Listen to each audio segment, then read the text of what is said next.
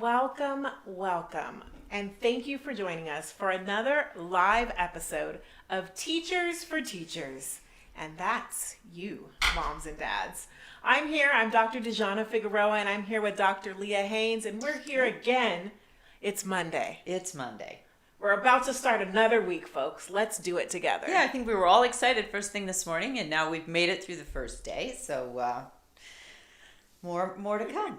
More to come for sure. And tonight we're going to talk about the opportunity in front of us right now to really change the way we educate kids. And we have thought at Two-Bit Circus Foundation for a while now that education was in need of a revolution.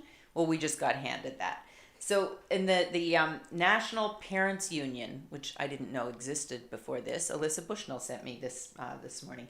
They did a study with parents where 61% of the parents who responded said that we needed to change the way we educate kids. And so seeing this as an opportunity to embrace this reality and make those changes. Absolutely. I mean, I always, knew I wanted to be a teacher, but who thought that there would be a time where I'd be a revolutionary, right? Because that's kind of what it looks like right now in this space. Such a wide open opportunity for us to really examine how education has worked in our country and what were some of the challenges. And in this space, could we make some innovative changes that could really have an impact on how our students experience learning? And that's what the Two-Bit Circus Foundation is all about, is trying to give an amazing hands-on engaging experience for our student learners, right? So here we are. Anyone who knows Dejana knows that she is passionate, and to the betterment of all of us, much of that passion is directed at education. And so I think you are the ideal person to be in this situation during this time, because it's really about thinking, how do we get children to take agency over their education, to be there because they want to be there, and whether being there right now is being engaged in their studies at home or being engaged in their studies in the classroom. And we don't know yet when that classroom is going to reopen or how it's going to reopen. Or what that classroom is going to look like, right? Exactly. So I think having a moment to really kind of examine what that is and put all the ideas on the table. Like, I think that there are no crazy ideas right now. They're right? Unicorns and all. Let's have them all. I love it. Rainbows, unicorns, throw it out there, because now's the time. Exactly. Now is the time. Yeah. So can we maybe go first to Mark Riddle, who's an educator and higher education at this point, working at a university in Irvine, and talk a little bit about what you see, Mark, as the opportunities. You and I had an email exchange recently, and you said if we go back to business as usual in education, then we have squandered an opportunity. And I completely agree, but I'd like to hear more from you. Sure. Did I manage to get myself off mute? Oh, good. Can we go back to You did, you're with us. Riddle, who's I think this is Zoom meeting 4 for me. higher education. You'd think I'd get better at it eventually, but it's not happening. I think, I was thinking about that conversation this morning and thinking that one of the opportunities that we will squander is if we do not rally, If we go back to business as usual, organize and campaign with regard to state legislators and state education officials. Because, well, let me back up just a little. As Leah said, I do higher ed numbers. I do institutional research for a university. And in my work, I think of statistics and numbers as an aid to storytelling. They help give some nuance, some context to what's going on that people may not find obvious at a particular level of abstraction. And organize. And I like working with faculty for that reason, because they typically appreciate having a slightly more abstract view of what's going on, right? Which interventions had the best outcomes? Which subpopulations need the most help? But most of my work is with administrators, and administrators generally want a single number that they can use for whatever decision making they're they're wanting to be engaged in. And when it comes to primary and secondary education, the only numbers that legislators and state education officials pay attention to are standardized test scores. And they're generally aggregated to the school level, for one set of people, and to the classroom level for people who are trying to figure out who gets the bonus and who doesn't. But if your reward system is based on a single score, on a single metric, that's going to have an effect on what happens in the classroom, right? If we're going to reward teachers for standardized test performance, they're probably going to want to play it safe and do those worksheets and do the stuff that we know doesn't work, but does work to get students ready for standardized testing. The only thing that good tests predict, behavior on tests, basically. So, I mean, if you think about Wells Fargo, right? They told all those account representatives that they'd be rewarded on the basis of how many accounts they opened. And they opened up lots of accounts. They will take the reward structure into account when they choose their behaviors. Unfortunately, that's you don't get the behaviors that you ultimately want, which are a well-educated populace, which upholds the standards of democracy and whatnot. So, when I hear teachers say, I can't wait for things to get back to normal in some contexts like Twitter and whatnot, I know that there are education officials and state legislators out there who are thinking exactly the same thing. When can we get back to normal and start having some more standardized testing? And Right. until we send two guys named Vinny to take care of all those people with that mindset, we're not going to see a lot of we're not going to see a lot of change. Well, you bring up a really interesting point about administration versus teachers and administration versus students, Yeah. because right now our schools are organized more as a result of administrators' focus than it is on what would the best practice be if we were thinking strictly of the children. What would the best practice be if we were thinking strictly of the teachers even? That conversation we had earlier had to do with the sort of the commodification of education. How do we do stuff efficiently? And we throw people in the same age group into a classroom and hope for the best, but that's not necessarily the well, it's far from the best that we can do educationally. And I guess that's, if there's some good news here, it's that I believe we will see change at the classroom level, right? We already see more flipped classroom activity. We see more project-based learning. We see those things. Maybe talk for a minute about what you mean by flipped classroom for anybody who doesn't follow education. Yeah, so I'm not sure who coined the term. It's been around for at least a decade, and it's that idea that rather than having somebody at the front of the classroom who's broadcasting information to a bunch of tabula rasas, blank boards or something, that you put the material in the hands of the students and let them teach everybody else. So, because we know that if you learn more by teaching something than you do by just sitting passively and hoping that something sticks. And I think the research says that children believe more what they hear from each other than what they hear from the adult in the room. Oh, definitely. But I think, like, even when I was teaching statistics, having a student have to explain the standard deviation to the student next to them actually clarified the concept, right? They had to reach in and go, how does this all connect? How does this work? And if they were able to do that, then they'd have it the rest of the term, and they wouldn't be losing it by the time of the final or the midterm or whatever. And same kind of thing here. There's plenty of opportunities for students to learn something interesting and share it with the other students, because we're all in our own homes doing weird, different stuff, and so the opportunity to share, what that looks like. Yeah, we made pie today, and I measured this.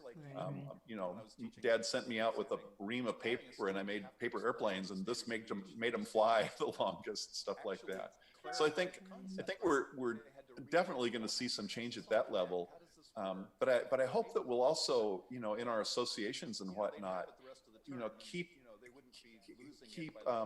mind of the people that need to hear that that this is an opportunity for change. This can be a place where we could we could prioritize actual learning as opposed to some kind of summary statistic to use to judge whether students are apprehending the material that they're supposed to. Mhm. Thank you for all that. There's a lot to think about there. That's a lot. It is, That's a lot. yeah. And it's interesting too from that administrative perspective. Me being a teacher, I'm always thinking about my student learning and my students first. And so perhaps this is a moment in time where many people now are zooming in on the learning experience of the student. And then when we come back to our new normal, we'll be informed by all of this information that's happening at home with home learning and really zooming in on how my student is learning. Right. It'll be interesting to see how that plays out, at least in my opinion. And I believe that's Dr. Riddle as well, right? And Dr. Riddle is working as an administrator at this point. So that was great input. Thank you. And I also had an opportunity to talk to Marcella Klein-Williams, who's also Dr. Marcella Klein-Williams. Doctor, and doctor. 4 doctors, no waiting. So about this topic earlier today, and I'm sure, Marcella, there were things in that conversation that maybe sparked some thoughts because there was some overlap. I was listening to Mark and thinking, oh yeah, that was something Marcella brought up in our conversation earlier. Yeah, absolutely. I think there are 3 things that I see kind of right off the bat that can inform where we go with teaching and learning from here. One, any of the teaching that's happening now is definitely in partnership with families. That's a given. It won't happen without families.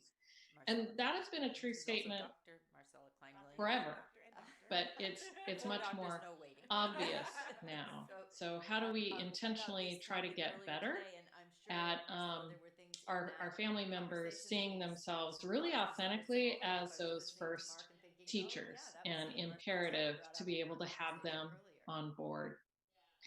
I think one of the other things that's really fascinating about this moment that we're walking through history together with is the role of engagement. So K-12 is really set up since the late, is it early 1900s, based on compulsory education. You have got to go to school. That's just an expectation. But now the game has changed because we're using online learning. You're in your home. So it becomes really this active decision. So the idea of creating a welcoming learning environment, that means something right now. Because if you don't feel welcome and if you don't feel, frankly, cherished, what's going to have you do those next steps to really be engaged and sign on and really do all of those things that support your learning? All of us are vulnerable right now, right? So we're on Zoom. You can see what's behind me. I've welcomed you into my home. All of us are. But that's a huge vulnerability. So how do we ensure that the learning environment continues to be engaging? And in some ways, we're really crippled by this because it's this virtual platform.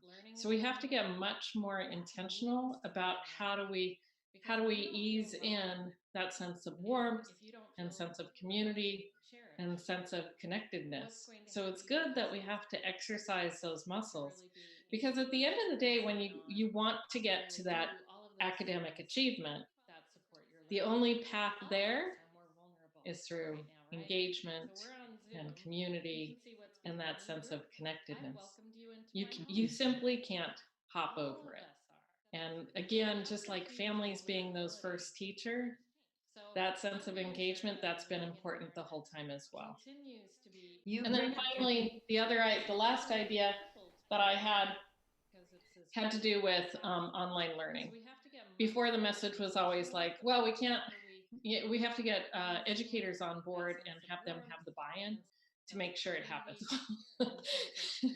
If you want to do your job, it's a gotta do rather than a wanna do. So how can we take the lessons learned from this and kind of fit those in as we look to that hopeful future when we can all be together in the same room again? But until Yeah. now, until then, what are the lessons that we can learn today to make us better at teaching and learning and building that sense of efficacy for every participant? A lot of good points there. Absolutely. I love how we're all experiment. Where right now we're observing and we're taking notes. And I think we're going to gather enough information to formulate some hypotheses or some predictions on what we can do to really come back to education with a new lens. And then we're going to experiment some more and do different iterations. But I think what's going to happen is we're going to find children are going to be empowered in their learning. And that's what my hope is. But I'm a diehard optimist. We should get the opposite in here to come and chat. Yeah, we're gonna need that because we have two optimists in the room here, and I think a few on the Zoom call here with us too. But a couple of things, like one of the points that you make, Marcella, is the schools are going to have to become inviting places because people are going to have choices. There are, a group of students right now who are flourishing at working from home and not having to deal with the social pressure and the interaction, especially middle and high school kids who there's so much angst in those years anyway. And I read something earlier today about, and I don't know if it's Germany or the Netherlands and the system that they're looking at, and they're breaking down. So the teachers who are 60 and over, encouraging them to be the online instructors. The teachers who are the, sort of 20 or 30 to 60. Mid-career being in the classroom, but having limited, like certain grades come on certain days so that there's less kids on campus at one time. And I forget what we're doing with the young ones. Training, perhaps. But I just, there are ways to get through this because there will be options. And if a child is doing well at home and the parents have a way to let the child stay home and do the schooling, then school's going to have to be really exceptional and interesting to draw that child back into the experience. And even for the next year or two, there will be a lot of parents who aren't ready to send their kids back to school because, at first we thought, well, they're not affected by this. Well, now we know indeed they are, and severely in some cases. So there are just so many unanswered questions on that side that we really need to build the education system. And the other point that you made, Marcella, that was really impactful is teachers, they were resistant. Well, now they had to. And now that you want your job, you've learned how to do this. Why not do more of it? Why not make school accessible to those who have geographically not had access to the best of education and experiences? It'll be interesting to see how it all plays out. It really will.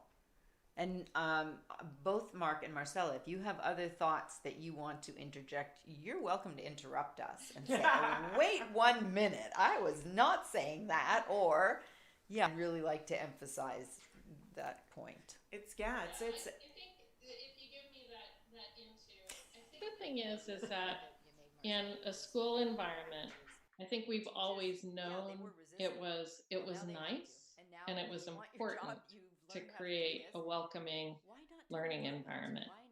Now it's beyond nice. It's beyond important. The same thing with family engagement. It's a necessity.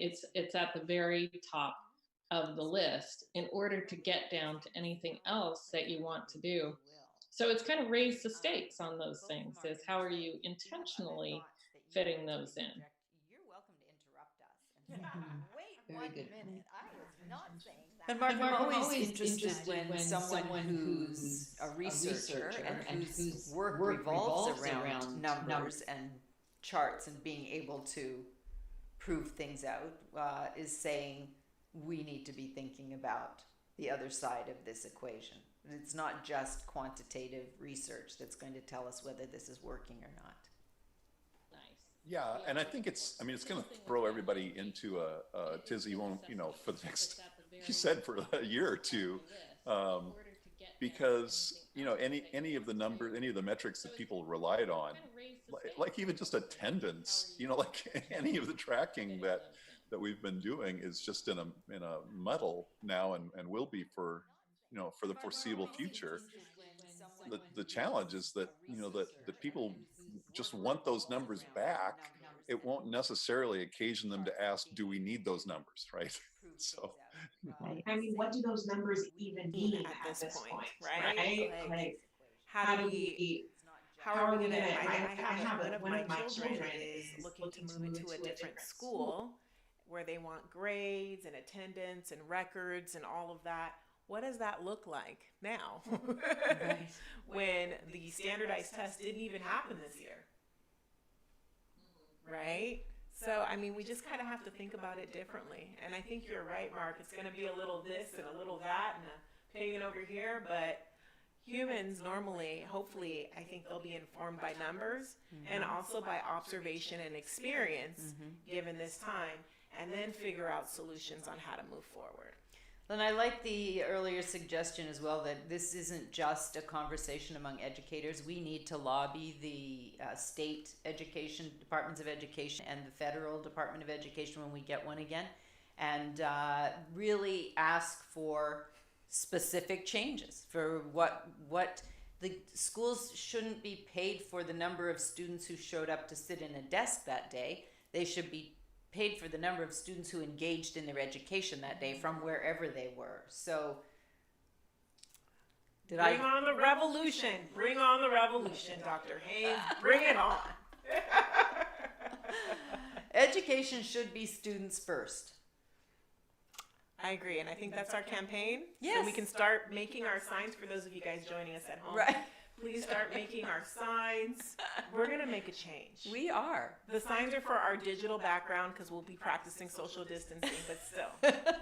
Like, this is our opportunity to come together, bring in different people to the table, come to a consensus, and then demand change.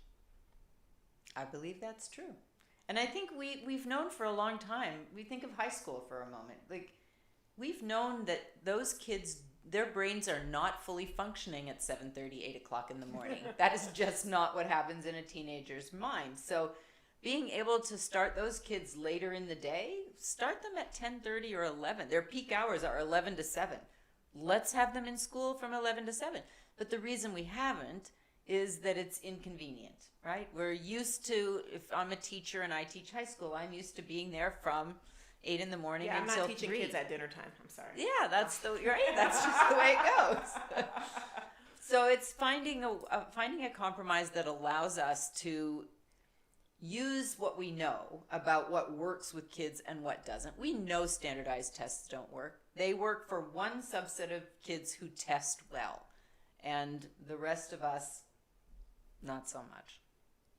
I come out of a university that didn't, and that's where I met Dr. Riddle at Antioch University, and we didn't have grades. We had narrative reports at the end of our quarter, and we wrote papers to indicate what we had learned as opposed to answers. And when you write a paper, you have to understand what you're saying. Your understanding. Yes, Yeah. so that was, I mean, there's so much research now that supports the fact that standardized tests are biased and not accurate. And when are we going to take action on that information?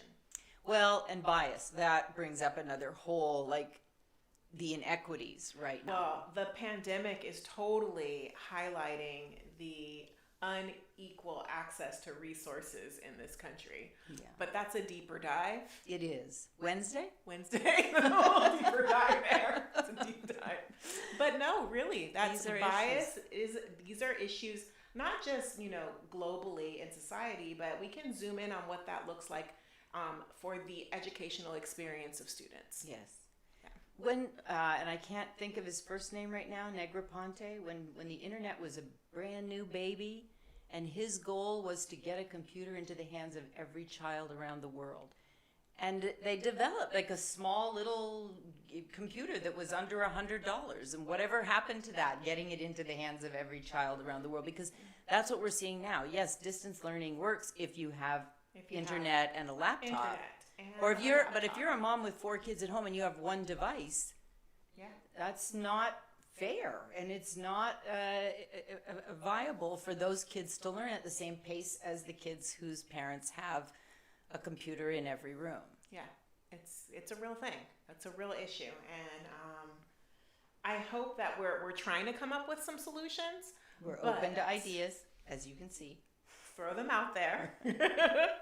Send us a link. We should start a hashtag for ideas like education innovations post COVID-19. Yes. And just kind of collect everybody's collective ideas.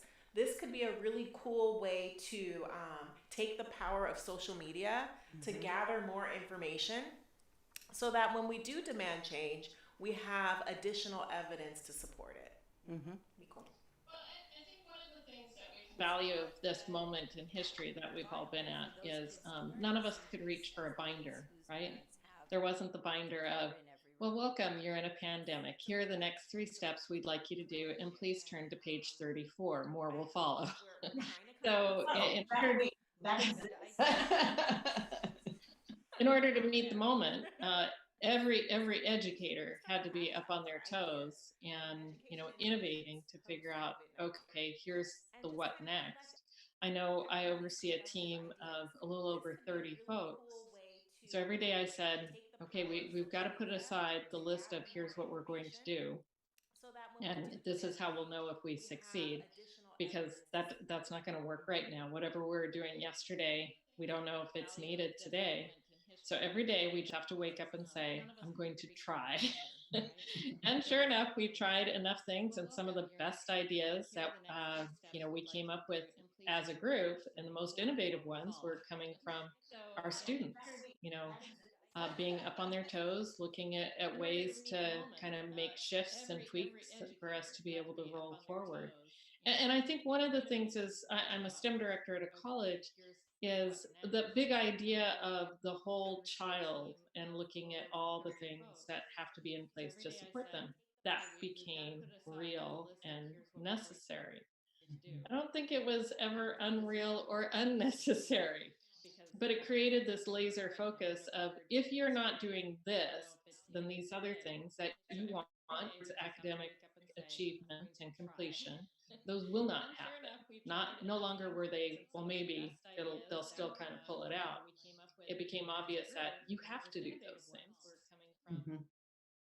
Yeah, this is not something that anyone voted for.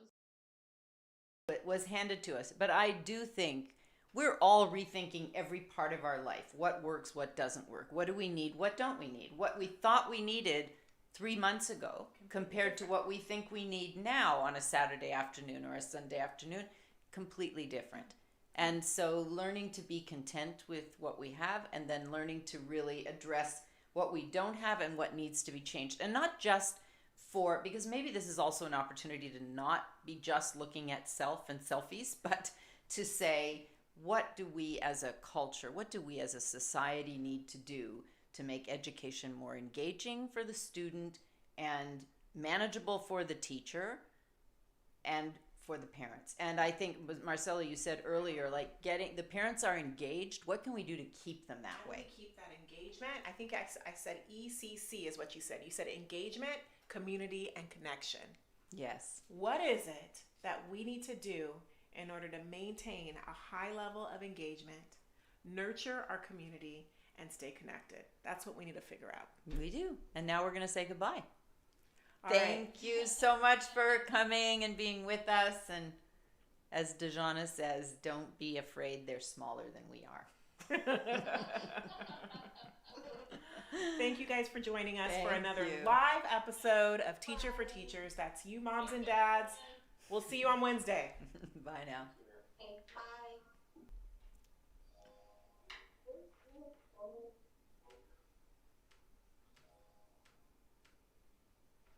That was really pretty good. Wow. We had no technical issues.